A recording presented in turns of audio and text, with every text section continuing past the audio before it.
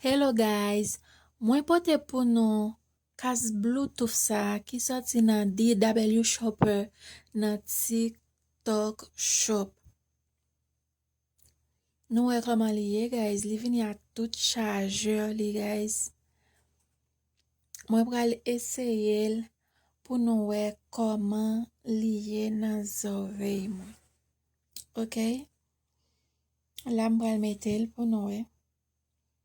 Li pa fe zorey mwen fe mal guys. Si ou ta reme achete yon, klike sou ti chou yo joun abriko ki an ba video sa.